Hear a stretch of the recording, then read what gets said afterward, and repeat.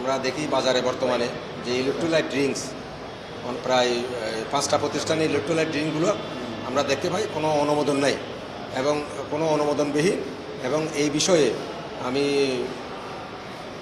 ওষুধ প্রশাসন অধিদপ্তরের কাছেও আমি যথাযথ কর্তৃপক্ষের অনুমোদন নিয়ে চিঠি প্রেরণ করি এগুলা কি ওষুধ নাকি ড্রিঙ্কস, এবং এই বিষয়ে আমি মৌখিকভাবে বাংলাদেশ বিএসটিআই কর্তৃপক্ষের সঙ্গে কথা বলি। তখন উভয় কোনো কর্তৃপক্ষের এখানে অনুমোদন নেই এই ইলেকট্রোলাইট ড্রিঙ্কগুলোতে। এই ধরনের আপনার যেমন আজকে 5টা ইলেকট্রোলাইট ড্রিঙ্কস তাদের যে অভিব্যক্তি এখানে প্রকাশ করা হয়েছে এগুলা সবগুলাই যেন ওষুধ। যেমন আপনাদেরকে আমি একটু বিষয়গুলো যে 5টা ইলেকট্রোলাইট ড্রিঙ্কসের অভিব্যক্তিগুলো তাদের আমি বলি। এনার্জি বুস্টার, পারফরমেন্স মানে কি শক্তি বৃদ্ধি করে, কর্মদক্ষতা বৃদ্ধি করে, কিপ হাইড্রেটেড, রক্ত নিম্নচাপ ইলেকট্রোলাইট, বুঝতে পারছেন, নিম্ন রক্তচাপ ইলেকট্রোলাইট খাইলে মানে ভালো হয়ে যাবে। তারপরে হলো তো আপনার ইমিউনিটি, আরেকটার আপনার কি নতুন স্যালাইনের উপাদান যোগ আছে, এবং হাইড্রেশন, মাসল রিকভারি, শক্তি যোগায়, ক্লান্তি দূর করে, পানি শূন্যতা দূর করে, এবং ইত্যাদি আপনার অভিব্যক্তি তারা পণ্যের লেভেলের গায়ে যা নিরাপদ খাদ্য আইন এবং নিরাপদ খাদ্য অভিধানমালা 2017 সুস্পষ্ট লঙ্ঘন। এই বিষয়গুলো আমার যথাযথ কর্তৃপক্ষের অনুমোদন নিয়ে পত্র বিশুদ্ধ খাদ্য আদালতে আজকে আমি 5টি প্রতিষ্ঠানের বিরুদ্ধে আমি মোকদ্দমা দায়ের করেছি। কোর্ট পরবর্তী কোর্ট তাদের বিরুদ্ধে কোর্ট আমলে নিয়ে কোর্ট গ্রেপ্তারি পরোয়ানা যথাযথ সংশ্লিষ্ট যাদের বিরুদ্ধে মামলা দায়ের করা হয়েছে তাদেরকে গ্রেপ্তারি পরোয়ানা জারি করেছে।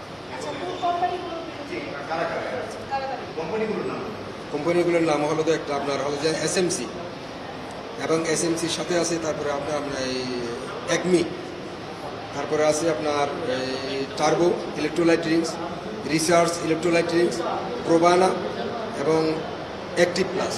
এই সমস্ত কোম্পানির বিরুদ্ধে মোকদ্দমা দায়ের করা হয়েছে।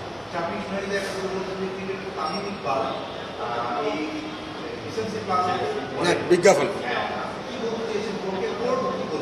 না কি অভিব্যক্তিটা ছিল আমি বলছি মাননীয় আদালত এবং আমাদের জনপ্রিয় যে বর্তমান মেট্রো রেল, ওইখানেও মেট্রো রেলের ভিতরেও এসএমসির বিজ্ঞাপন ওখানে দেওয়া হয়েছে। তা আমি ওই বিষয়টা বুঝাইতে চাইছি, মানে আমি কিভাবে দেখলাম আমার অফিস চলাকালীন সময়ে আমার কর্মস্থলে আমি যাইয়া দেখি এই ধরনের হঠাৎ মোবাইল খুলে ধরুন এই ধরনের বিজ্ঞাপন। তো আমি তাৎক্ষণিক আমার অফিসের আমার কর্মস্থলে আশেপাশে জায়গায় যাই এই ধরনের অন্য লেভেলের গায়ে তারা যা বলতেছে আসলে সত্য, ওইখানে যাইয়া দেখলাম যে কারো কোনো অনুমোদন নেই।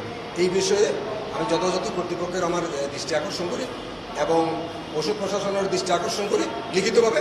পরবর্তীতে আমার উদ্বোধন কর্তৃপক্ষের অনুমোদন ক্রমে পত্র বিশুদ্ধ খাদ্য আদালতে আজকে মোকদ্দমা দায়ের করি।